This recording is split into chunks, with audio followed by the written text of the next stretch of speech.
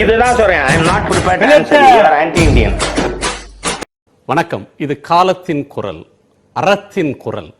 அதிகாரத்திற்கு அஞ்சாமல் மக்கள் உணர்வுகளை எப்போதும் வெளிப்படுத்தும் காலத்தின் குரல். இந்த நிகழ்ச்சிக்கு உங்களை அன்போடு வரவேற்கிறேன். தமிழ்நாட்டில் இருக்கிறதே ஒரு 10 பேர் இருப்பாங்க நினைக்கிறேன். ஏன்னா பிஜேபியில வந்து தமிழ்நாட்டில் இருக்கிறதே ஒரு 10 பேர் இருப்பாங்க நினைக்கிறேன். ஏன்னா பிஜேபியில வந்து தமிழ்நாட்டில் இருக்கிறதே ஒரு 10 பேர் இருப்பாங்க நினைக்கிறேன். ஏன்னா பிஜேபியில வந்து தமிழ்நாட்டில் இருக்கிறதே ஒரு 10 பேர் இருப்பாங்க நினைக்கிறேன்.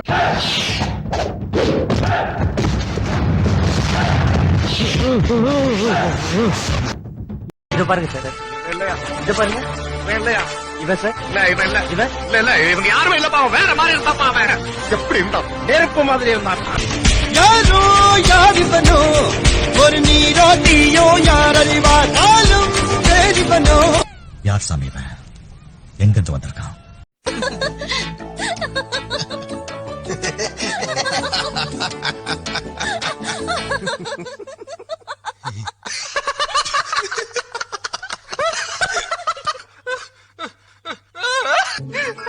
என் பக்கத்துல தேவையான ரிப்போர்ட்டை இங்க இருக்கக்கூடிய முக்கியமான அதிகாரிகள் எல்லா பேருக்குமே இமெயில் பண்ணிட்டேன். அதாவது பெரும்பாலான குற்றச்சாட்டுகள் மாதவதாஸ் சொன்னது உண்மை, அதன் மீது நடவடிக்கை எடுக்கணும். யார் சொல்லியிருக்கா?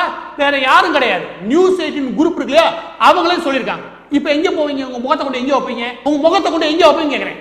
இந்த மெயிலை பொறுத்த வரைக்கும் எனக்கு மட்டும் அனுப்பல. அந்த நியூஸ் 18 தமிழ்நாடுடைய தலைவர் சொன்னார்ல, நான் குற்றச்சாட்டு வச்சல குணா, அவருக்கும் அனுப்பியிருக்காங்க. இமெயில் விவகாரத்தை பொறுத்த வரைக்கும் நான் சொல்ல வேண்டிய விஷயம், எங்களுக்கு வந்த இமெயில் நாங்க வெளியிட்ட விஷயம் இருக்கு இல்லையா, நான் அந்த வீடியோல அது 100% உண்மை. நான் தெளிவா சொல்லிடுறேன், 100% உண்மை. நான் தெளிவா சொல்லிடுறேன், 100% உண்மை, 100% உண்மை.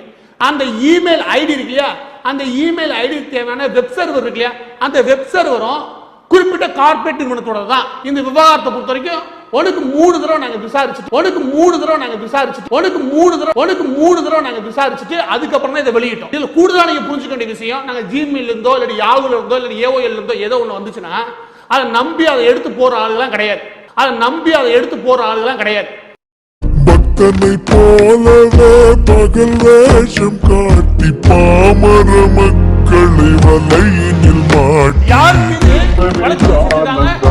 அந்த இமெயில் போலியான இமெயில் யார் அனுப்புனாரோ, யார் அந்த இமெயில் ஐடியை தயார் பண்ணாரோ, யார் அந்த இமெயில் ஐடியை கிரியேட் பண்ணாரோ அவர் மீது வழக்கு பதிவு பண்ணிருக்காங்க. எங்களுக்கு வந்த இமெயில் நாங்க வெளியிட்ட விஷயம் இருக்கு இல்லையா, நான் அந்த வீடியோல அது 100% உண்மை. நான் தெளிவா சொல்லிடுறேன், 100% உண்மை, 100% உண்மை.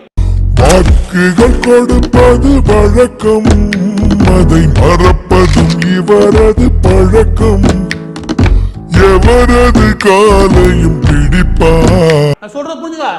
நியூஸ் 18க்கும் எனக்கும் இடையான ஒரு குழப்பத்தை உருவாக்குறதுக்கான ஒரு வேலை பார்த்தார் இல்லையா, அந்த ஒருவர் மீது வழக்கு பதிவு செஞ்சிருக்காங்க. எங்களுக்கு வந்த இமெயில் நாங்க வெளியிட்ட விஷயம் இருக்கு இல்லையா, நான் அந்த வீடியோல அது 100% உண்மை. நான் தெளிவா சொல்லிடுறேன், 100% உண்மை, 100% உண்மை, 100% உண்மை. இந்த விவகாரத்தை பொறுத்த வரைக்கும் உனக்கு 3 தடவை நாங்க